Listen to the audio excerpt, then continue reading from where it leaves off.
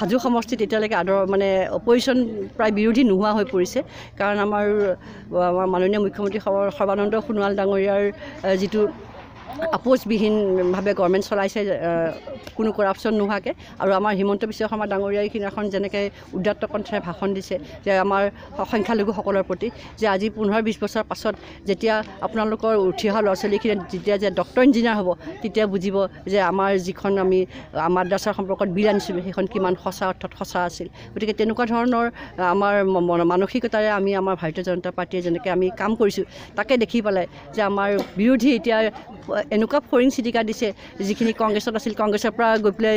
AJP-লৈ আহিছে আৰু AJP-ৰ পৰা ক'ত যাব এইটো ভগৱানে জানে কাৰণ দুলু আহমেদৰ নিচিনা নেতাক ইমান প্ৰত্যাখ্যান কৰিছে হাজো ৰাইজে আৰু কংগ্ৰেছ দলে প্ৰত্যাখ্যান কৰিছে আৰু সেইবাবে তেওঁৰ ক'তোতে স্থান নোহোৱা হ'ল এতিয়া তেখেতৰ কোনো যে অস্তিত্ব আছে তেখেতৰ কিবা হাজো সমষ্টিত তেখেতৰ ৰাইজে তেখেতক প্ৰত্যাখ্যান কৰাৰ পিছত তেখেতৰ কোনো ধৰণৰ কথা আহিবই নোৱাৰে কাৰণ তেখেত এটা নিউজেই নহয় আমাৰ কাৰণে তেখেত এটা নেতাই নহয় নেতা শব্দৰ অৰ্থ কি জানে যি ৰাইজৰ সেৱা কৰে ৰাইজৰ কাৰণে চিন্তা কৰে যেতিয়া ইলেকশ্যনত হাৰি পেলাই যদি তেওঁ আজি ৰাইজৰ সেৱাৰ কাৰণে 5 বছৰ হাজোত থাকিলহেঁতেন তেতিয়া নেতা হ'লহেঁতেন নেতা হ'বৰ কাৰণে MLA MP নালাগে নেতা হ'বৰ কাৰণে ৰাইজৰ কাম কৰিব লাগে তেখেত 5 বছৰ নাই ইলেকশ্যনত হৰাৰ পাছত তাৰপিছত আকৌ ভুৰুংকৈ ভাবি 5 বছৰৰ পাছত আৱিৰ্ভাৱ হৈছে এবাৰ আকৌ নতুন ছদ্মবেশেৰে গতিকে এনেকুৱা ছদ্মবেশী নেতাক আমি কোনো ধৰণৰ আমি স্থান নিদিওঁ